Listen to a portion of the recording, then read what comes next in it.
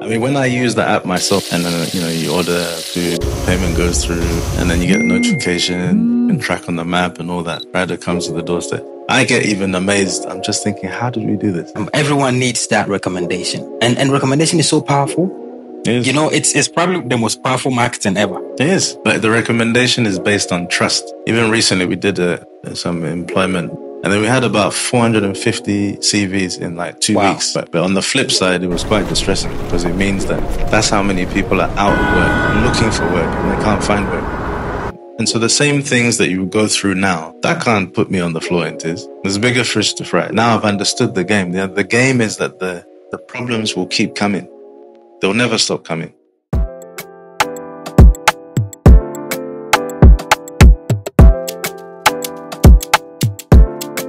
Welcome once again, Connected Minds podcast.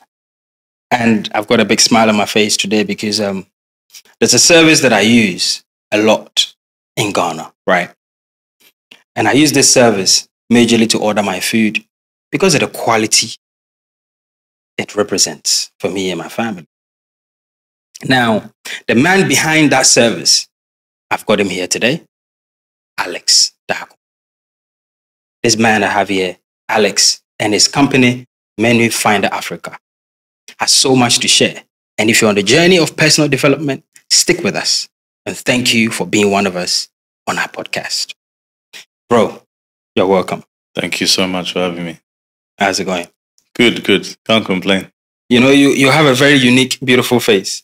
So whenever I see you on a flyer, say you're going to talk at an event, I'm like, yeah, that's the guy. Like if there are like 10 people on the flyer, I recognize you, man. See, yeah. I don't even need any hype, man. No, you don't. Just call me, man. But I'm glad we get to sit down and have a chat today. Yeah. A few years ago, at a dinner table was when one of your cousins discussed with me that, you know, there's something that is happening. And you go around, you know, taste food, take pictures and things like that and put it on Instagram. And my wife was hooked to it. She actually signed up straight to your Instagram and was following it. So a lot of the dinners we had after that was based on your recommendation. Nice. How did it all start, bro? Look, first of all, thanks again for having me. It was 2017 and it was Mother's Day. And I said to wifey, you know, let's go get something to eat. And so I said, thinking that she'll look online and find what she wants and then we'll go to that place. So she went online to look for something at a restaurant called Citrus, which was down the road from us in East Legon. But there was nothing online. So I said, oh, it's just 2 minutes down the road. We'll go there. We went there and it was closed. And then I suggested, I think it was Vida. There was no menu at that time. And then I suggested Coco Lounge. And that was a partial menu. And then she was just like, oh, for goodness sake, somebody should just, you know, kind of sort this out. And I was just thinking, well, where's somebody? If we're having this problem, chances are other people are having this problem. So, you know, I decided to kind of put things together, get a guy to build a website, and start centralizing the information that I wanted to find. I just wanted to know, where are the restaurants? How do I contact them? What does the food look like? What's the menu like? What's the pricing? What time do they open and close? I thought, let me put that information there. So I started doing that, putting a website together. At that time, it was Menufinder Ghana. It was Menufinder Africa now. All right. For reasons that we'll go into. But so started putting that together and then realized that most people were not representing their food well. So you had nice restaurants with really amazing food and then really dark and dingy pictures. You know, burger looks like it's been left in the dungeon and things like that. But meanwhile, when you go to the restaurant, it's really nice. So it was a case of, I have a passion for food, obviously, and then photography and technology. So I was always taking pictures. You know, I use Google Pixel, always the phone of choice. No sponsorship, no advertisement. It's just what I feel works best. So I started taking pictures myself at the restaurants. in order to make the website look good. Because now with the pictures looking clean, then the website looks really clean. And then because it was picture based, there was a natural progression from that to Instagram. And we started on Instagram, featuring, saying, this food from this restaurant, this food from this restaurant, pictures and stuff. And I think there was one particular point where I was trying to explain something to the audience, and it was easier to show through, I think it was stories, and then say something to the people. And then obviously the food was looking too nice. I had to take a bite. And then the engagement just shot up. Wow. And then I was thinking, well, so you guys just want to see me just actually just biting into food and all that stuff. They voted yes and stuff like that. And I thought back and I thought I actually enjoyed that. I think there was Diners, Drives and something, some US show that I always used to watch. And I thought no one's really doing that here. So literally just used to go around the restaurants and just say, look, there's this cool place here. Let's try it. Let's see what they've got to eat, blah, blah, blah. I used to put it on in stories and all of that stuff. So no one was doing it. So it was a very new way of doing it, the reviews. People were writing reviews, very static at that time. And even if there were video reviews, it wasn't really it didn't feel like real time. So It was just showing people the food, like take a look at this burger and see the beef here, then the lettuce. They added a bit of cheddar, whatever secret sauce, and then showing them, taking the bite, showing the reaction, and then making people feel, you know what, I need to get that thing. But then also giving them an honest opinion of whether we thought it was good or not. And I think that was probably the key thing that stood out, because, I mean, that's just more a function of how I am. I like to just be straight. If something's not nice, I'll have to find a way to tell you. So it evolved into actually being commissioned into doing reviews for restaurants and doing food photography and doing videography. So it became like a food marketing platform and a directory, if you like. But it was always key and important that, number one, everything gets done with quality. Okay. Everything looks good. So not hyper edited and stuff like that. Yeah, a bit of editing, but not. It should look, if I'm saying, look, there's a crazy new pizza at this place.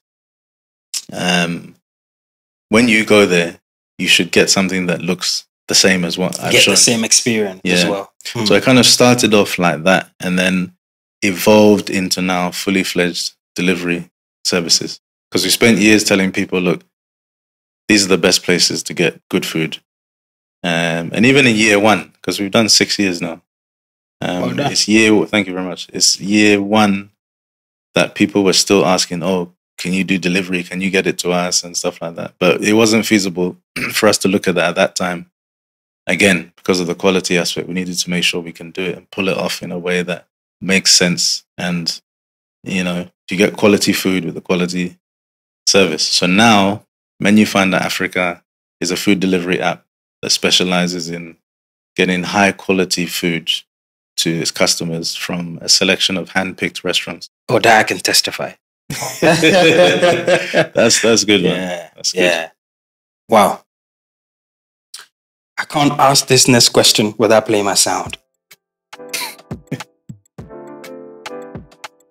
With all those things that you've been through, how are you feeling now?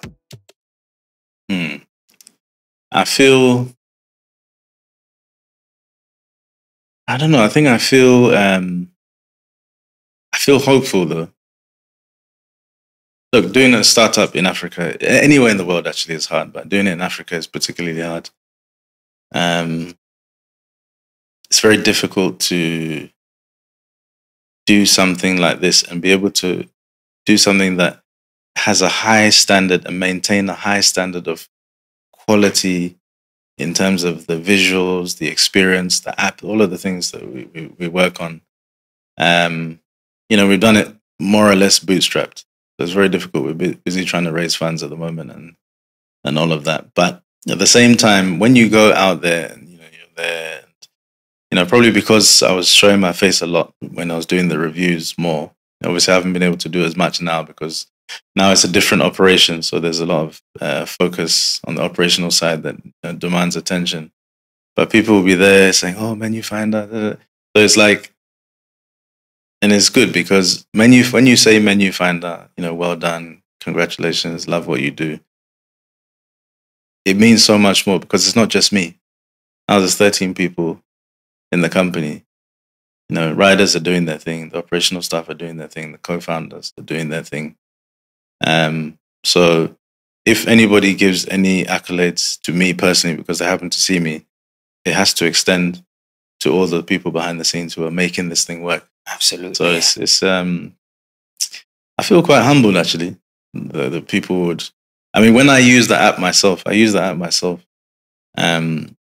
and then, you know, you order food, payment goes through, pay by Momo and card, so payment goes through, and then you get a notification, you can track on the map and all that. Rider comes to the doorstep. I get even amazed. I'm just thinking, how did we do this? If you can see it and you stick at it, you can actually make that thing happen. Because look, Menufinder, no one used to say that. It wasn't a word in Ghana. In the history, that's how I say it to myself. It might seem over grand and stuff, but in the history of Ghana, no one knew Menufinder. It wasn't there before. If you Google Menufinder now, it will come up. Before we created it, it was just something in the head, in the mind. We brought it into reality, you know, and then every year we're growing and growing and growing. And Africa-wide is our target. Hence the name, the change from Menufinder Ghana to Menufinder I can feel the passion in your voice, you know. Anytime we speak, I can feel the passion for the business. Yeah. And the fact that you're taking it chunk by chunk, bit by bit, I could definitely see it. And I know exactly how startups are like. I mean, we are one ourselves, and you go through so many struggles, and sometimes you need people to talk to actually realize that all the other people in the same circle are all going through the same problems. Whether it's staffing, you know, funding, infrastructure, whatever it is, you know. But I think you've done great. Now, what was your background like though? Because food, you know, and I say that because I'm not very, like, the people I work with, my wife will actually tell you that Derek eats once a day. You know, when we went out, you asked me if I was going to have anything, and I wasn't going to have anything because I usually eat once a day. So me eating at that time is like, you know, that's my daily meal gone already, and I've still got the rest of the day. So I'm not a food kind of person. So you and this industry, what's the connect?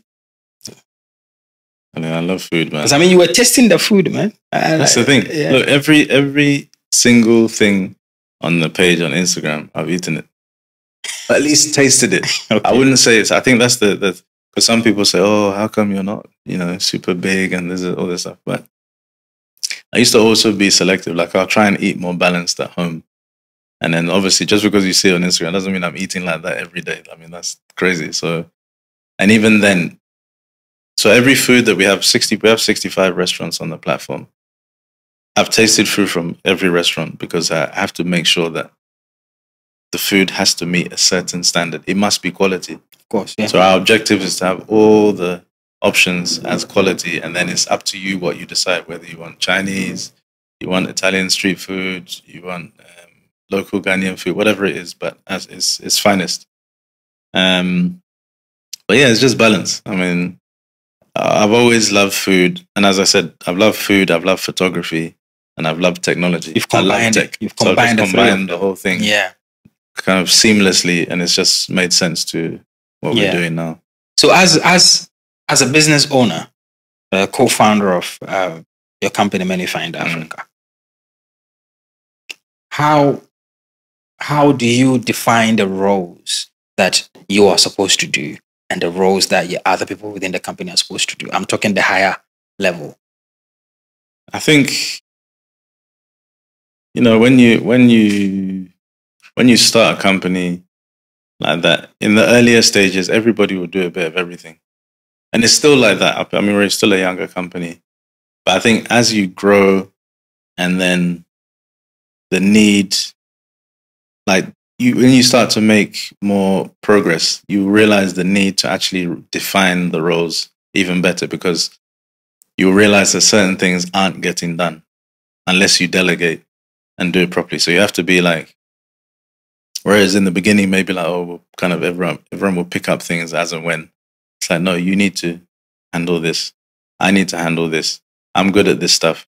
I'm not so good at this. Can you do this? And then you start defining the roles based on people's skill and aptitude for certain things, and then see how it can synergize for the desired output. But my job is to steer.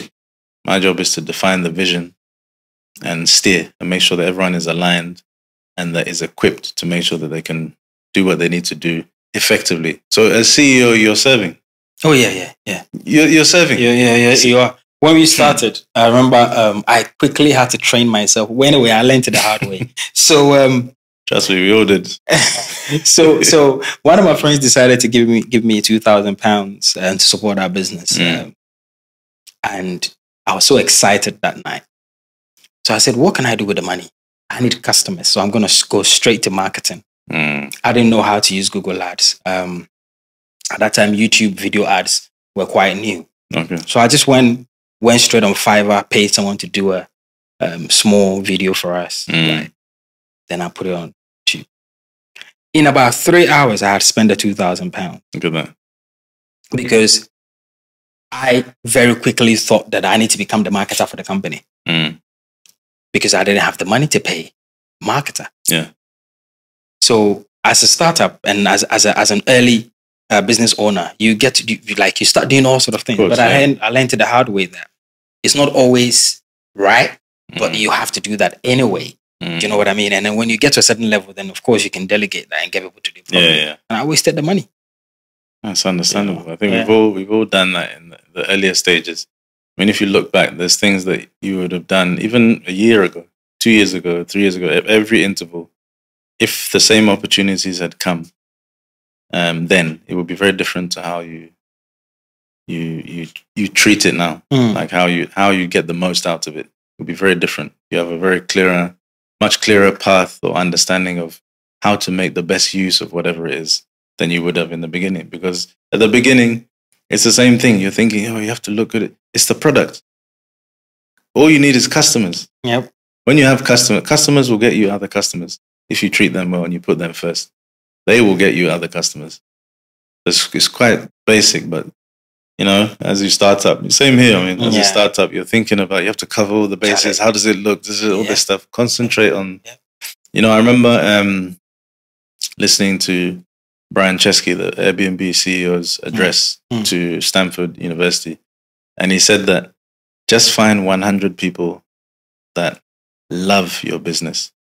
It's better to have 100 people that love your business than 1 million people that kind of like your business.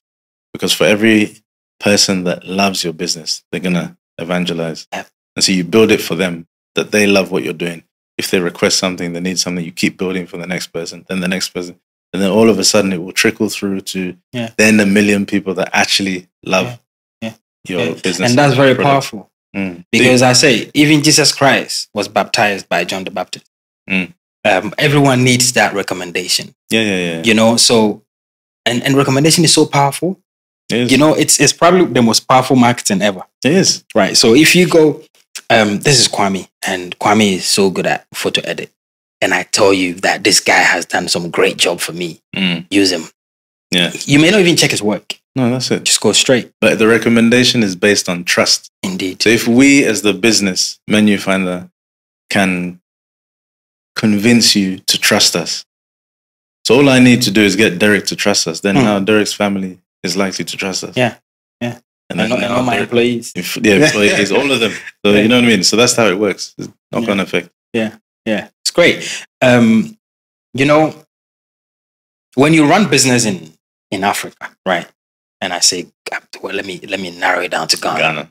Yeah. There's one big challenge that we usually have. Employees. It's a big problem. I've discussed this over and over again. We have big issues. How do you manage the problems that arise every day from your 13 to 16 staff members? Look, I think the first thing starts with understanding. because the thing is, so if somebody does something, then there's a reason why they do it. Even if the reason is ignorance or the reason is deliberate, there's a reason why they're doing something a certain way every time. My approach is really to try and just get to the root of why that's happening so that I can see, am I able to influence you to take a different approach or have a different perspective, see a different way of doing things, and explain why the change is needed for us to achieve a certain thing. Because maybe they haven't considered it or they can't see it. They don't understand it. They don't think it affects. As for me, it's just me in my corner. I'm just doing this. Maybe they honestly don't think that it affects.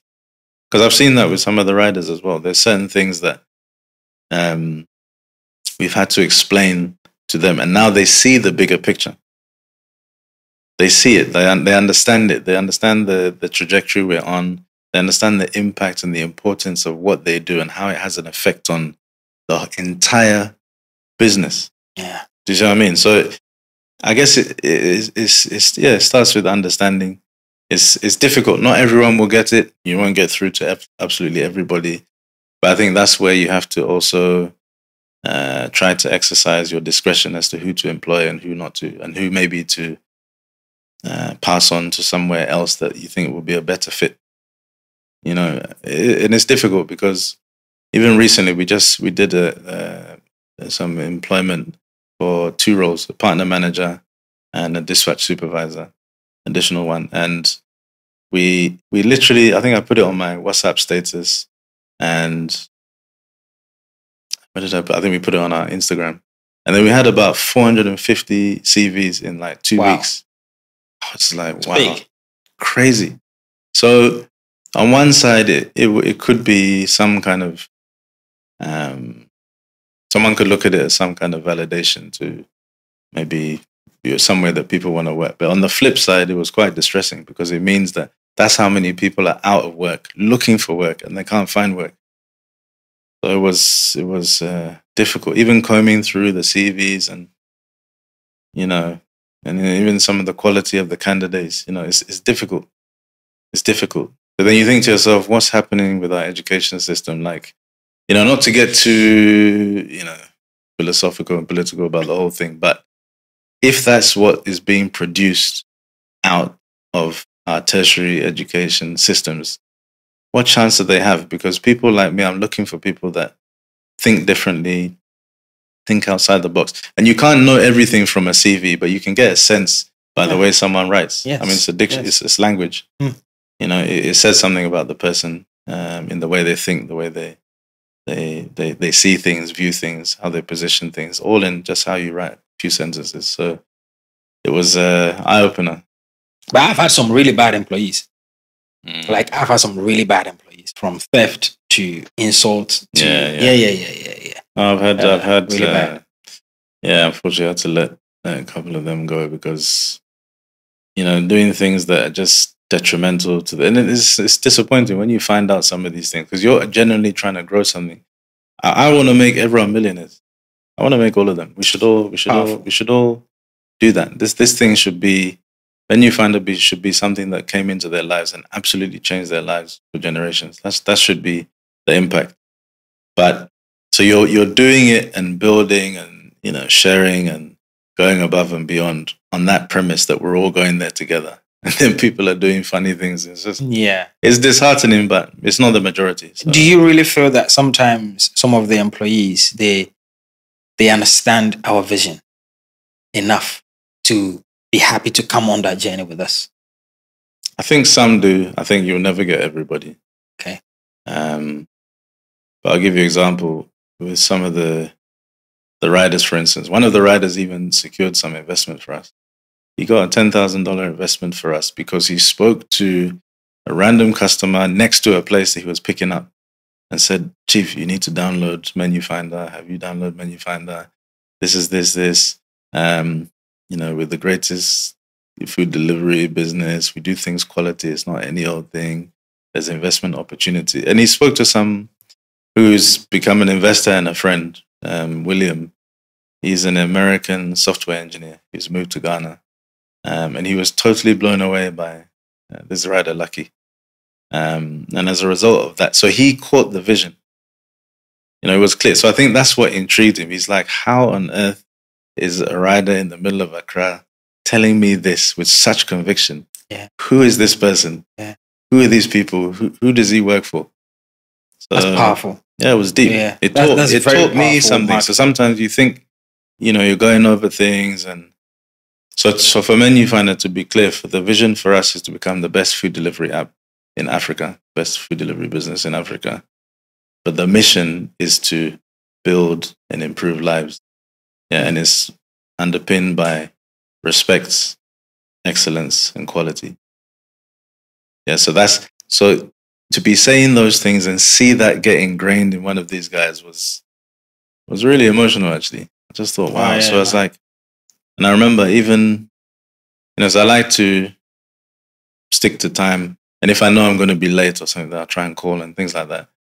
And it got to a point where now the riders, even today, we had a meeting this morning, 9 a.m., 9 on the dot, I came out. Everyone was there. That's beautiful. Okay. This is different. For Ghana, it's very different. These guys, because some are coming from East Legon, yes. Some are coming from Osu, depending. But the commitment is there. I think they understand it. And so it's my job and duty to make sure that as we grow, that we reward them and we all grow relatively as well. That's beautiful. That's nice. That's nice. That's a good plan. Thing. That's a good thing to do. That's a very good thing. Maybe I should add that to my company as well. No, why not? But I think it's collective. Yeah, that's how we have to do. I mean, it's just harder here. It's harder. You people are, so we have to move them from a place of survivability, where they're scrambling to just make ends meet, to a place of progress, dignity, improvement. Place. I want the riders to tell me, "Charlie, boss, would you go to Nigeria and come for the weekend?" I'm like, okay, cool. So we've got enough riders to cover. You guys are going there to go and chill in Lagos for a weekend and come back because you got the money to do that. That's what I want to hear. Yeah, I want to get to that stage. So, it's just important. Other countries have some baseline where the state can feed you a certain thing while you're in between. Here, there's nothing. I think they do have some government grants somewhere, but I don't know who sees them or who receives them. That's a whole other conversation. But do you see what I mean? Yeah. It falls on us as, private sector, business owners and all of that to try and help lift people's quality of life. So I drop this question in the middle, right? And then I'll pick another one up later where we're going to get more into the mental stuff that you do to bring your business to where it is today and where you're going to take it. Which is, I know as part of your business model, you have to basically certify the restaurants that you put on your app. Now, how do you make sure that it's the level of quality that you first experienced is carrying on 6 months down the line, 2 years down the line, 3 years down the line? That's a good question. I think just by continually tasting. I mean, you have to try the food once in a while. You have to stay close to either trying yourself or around people who are trying. So get feedback from people who are actually ordering, and then you'll see if you get overwhelming number of negative reviews from a certain restaurant, then you know that there's something wrong. So it will inform you to go and taste yourself. So, for instance, when we were a directory, we had an app with about 200 and something restaurants listed. And that was before delivery. It was just showing you location, all of the things I mentioned before, location, pricing, reviews. So some of the people who were on the app as a directory listing have now wanted to come on for delivery. And so if they're in an area where we can service them, then we look at it. But the first primary thing is taste. So if we haven't tasted your food for years, we need to taste it again. So unfortunately, someone who were happy to list as a directory, we had to turn them down when it came to food delivery because it didn't cut it. It's very good quality. And it's difficult. It's difficult. I mean, it's difficult. We're in a part of the world where people take offense quite easily. But at the end of the day, if it's not, the first thing when we're tasting food is like, is it nice? Number one. Would you order it? If you start saying all that, It's it's not likely. happening. Yeah, if you need to be able to order, if you won't order it, how are we going to put it on there for people to Yeah. order? Mm. Do you see what I mean? So it's not like I or my team have the overwhelming, overreaching ability to tell everybody in the world what's nice and what's not. But because obviously there's something in the way we assess food that resonates with people and has done over the years that they I like trust. that. Yeah. So we're using that same principle to determine who comes on the platform. But that's only one side of it, right? Mm. That's only one part of the your selection process. Mm. But then there's also the other side, which is the location of Yeah. of the fast food joint or the restaurant and the surrounding environment. I guess this is more of like an FDA kind of job. But then for your business, how important is it that you just went into a corner and Mami Akuya is, doing some funny thing and then, bringing it on your app? How are you gonna? No. So we look at that as well. We vet even I remember a conversation vividly with one of the riders some time back. I think that when they were working for Glovo before, they mentioned that, there are some places where they wouldn't even want to give the food to the customer. Can you imagine? Because you say, oh, boss, you go there and then, it's right by the gutter. The pot is black. Like you don't want to give it to the customer, but you also need to get paid. So you just give it quietly and then you go. You just walk away. Yeah. So because, I asked them, we get feedback from them about how they feel about Menufinder and can they even describe what Menufinder is and all of those things. So these are the things that came up. So it's important for us to see that you're prepared. It doesn't necessarily have to be a restaurant. It can be a food vendor. Some of the most amazing food here does come from some food vendors anyway, but it's important that it's prepared in a place that's decent. I even heard a story of one rider who had listed his own restaurant on Bolt. He ride for Bolt. He would list the restaurant, get the order, quickly make the food, then go and deliver. Wow. So that he doesn't pay. So he can earn on the basket value commission as well as earning on the delivery. Can you imagine? So, I mean, that's wacky, but that's the truth of what's out there. Yeah. So we're trying to avoid all of that. Do it nice and tidy, make it nice, clean, clear, and make it reputable so people can trust. Trust us, trust the partners, and trust the experience. Yeah. And I think that's what it should be. That's why people like us, still use it. And that's why I say people, if you are for quality and, for black owned, then hey, it's going to be Menufinder. Oh, nice. Now, you as a person, sometimes when we start a business or when we get ourselves involved in such an overwhelming task like this, managing people, managing the business and things like that, you can go through a lot of mental challenges. And one of those ones always comes in every day, which is, should I carry on? Should I carry on? Should I carry on? I like the sigh. The sigh is big because it's real. Yeah. Life of an entrepreneur is 9 a.m. This thing makes sense. By 11 o'clock, Charlie, why am I doing this? By 2 p.m., okay, I see it. We just do this, we just do that. By 4 p.m., some disaster happens. You think, oh my God, how? What are we going to do now? Exhausted. By the end of the night, you're thinking, I'm really not sure about this thing. Why am I even doing it? What am I going to achieve? How am I supposed to grow? Before you close your eyes and go to bed, you're like, you know what? I can do this. So you go through that all the time, constant. So you have to keep. Honestly, sometimes I'll literally be, I don't know, whether it's the shower or whatever, like, come on, Alex, come on. I'll be saying it.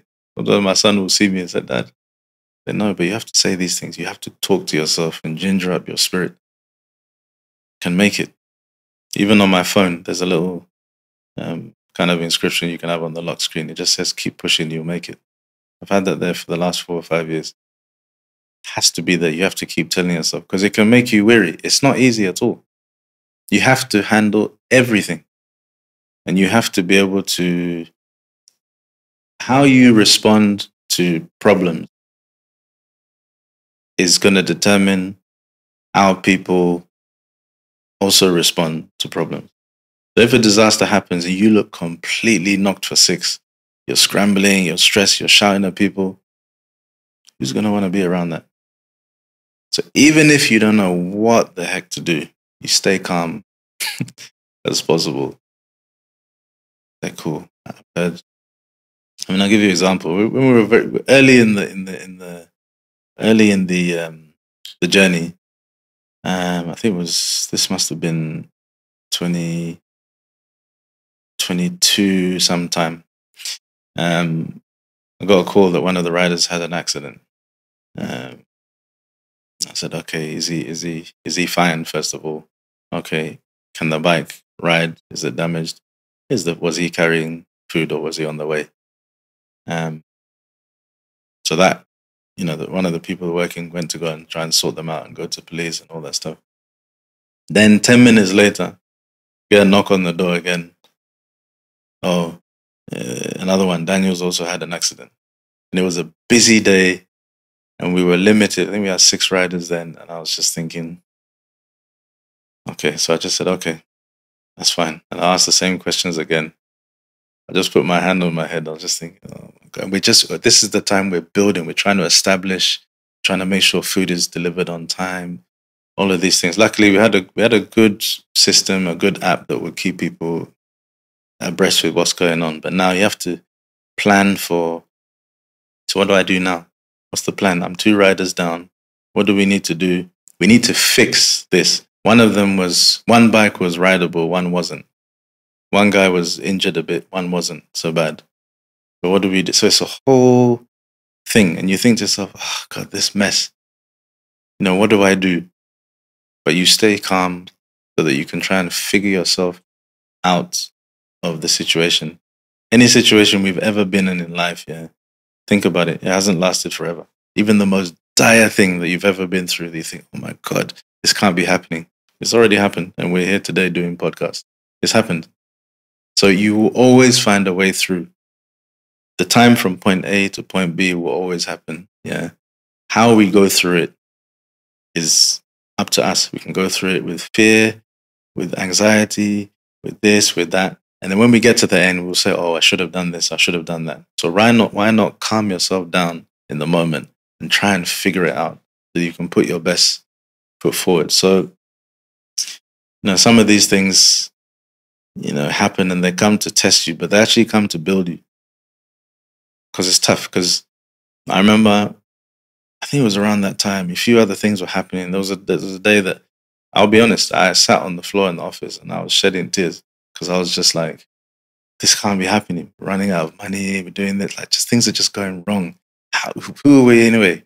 Why do we think we can come and do this and change?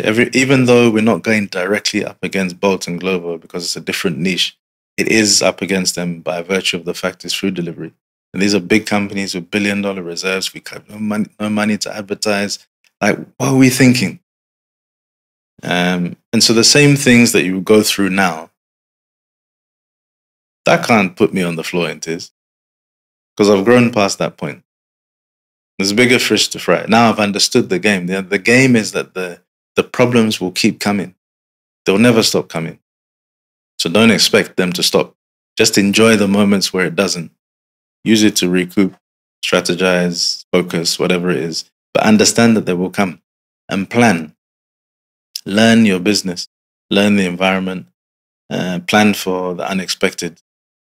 And then you just get better at dealing with problems because the problems are going to come. There'll probably be another problem that will come and that will put me completely out of my depth. But how I respond to it is what's key. And I think that's one thing I've learned, that how to respond to problems that is happened. It's accept it, figure a way out.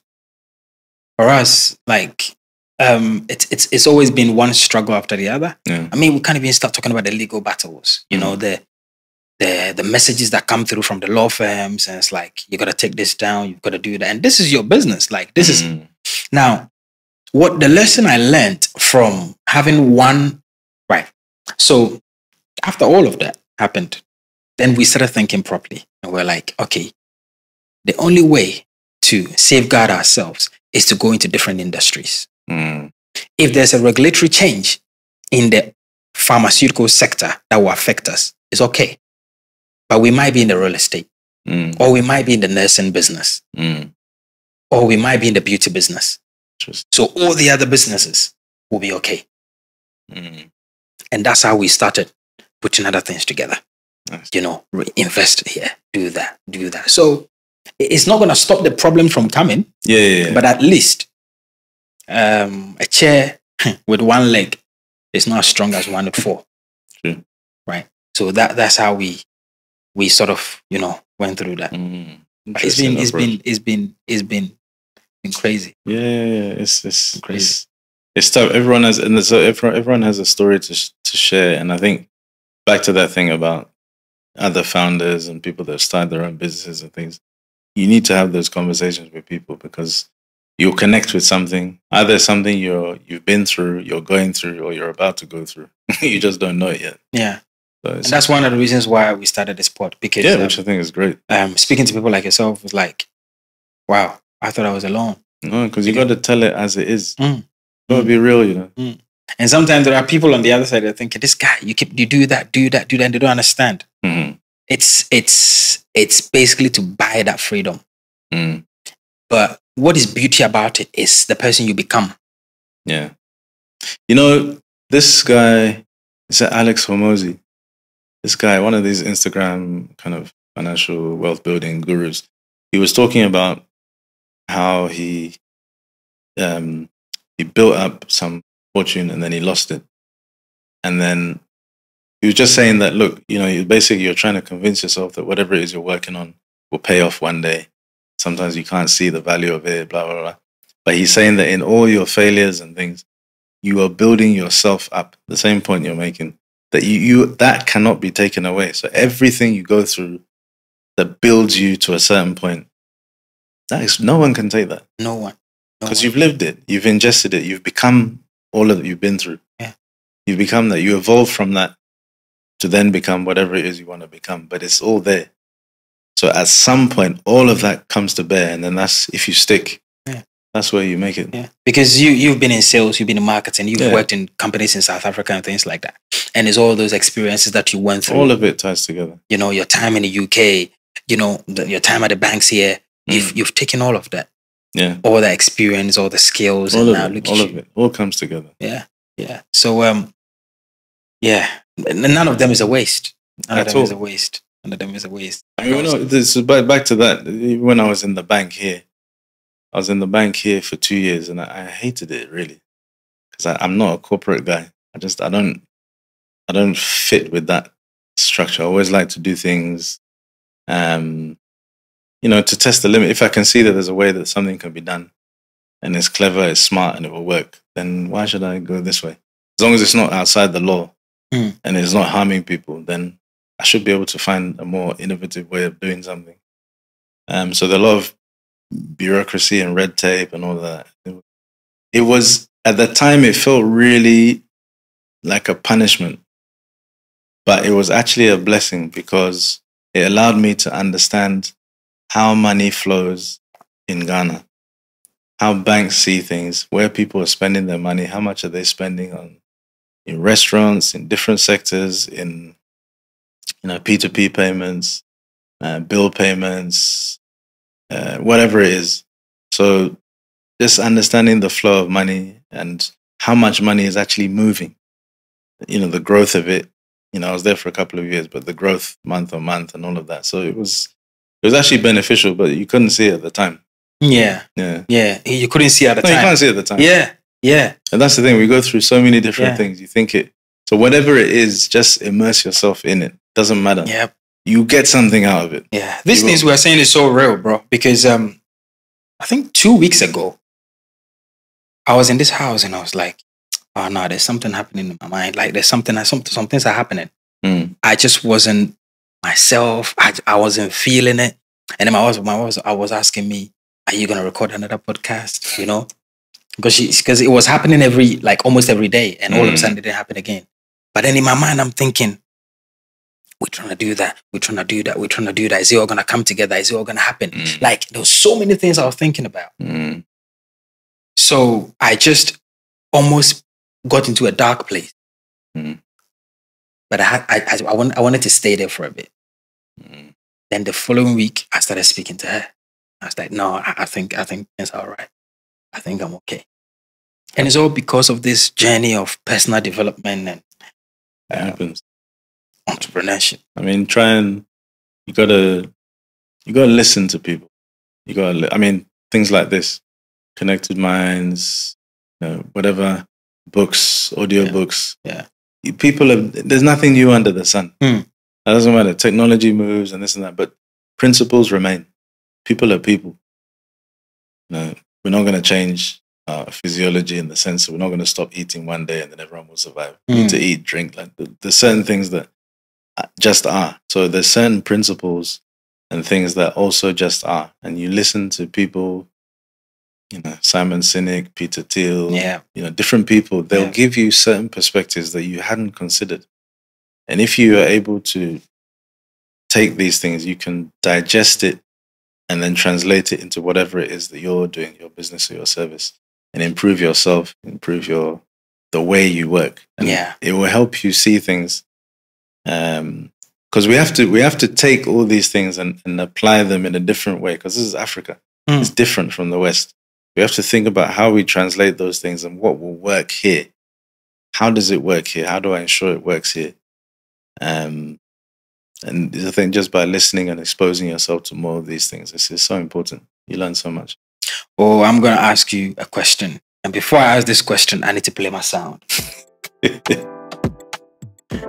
So, you are going to be the second person I'm going to ask this question. And it's discipline or motivation? You see, if you're determined to get there, it has to be discipline. Because everyone needs motivation. Yeah.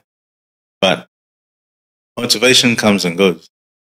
It can come from yourself, self-motivate, or someone can motivate you. Come on, Charlie, let's do this, let's do that. You can read something and feel really inspired and motivated. But discipline, whether you feel like it or not, you'll get the thing done. And so if you only take the steps forward when you're motivated, you might do something, whatever it is, whether it's work, training, whatever, 37 days out of 60. But if it's discipline, you will do it 60 out of 60. I'll take discipline. What's your top personal development book? Or business book?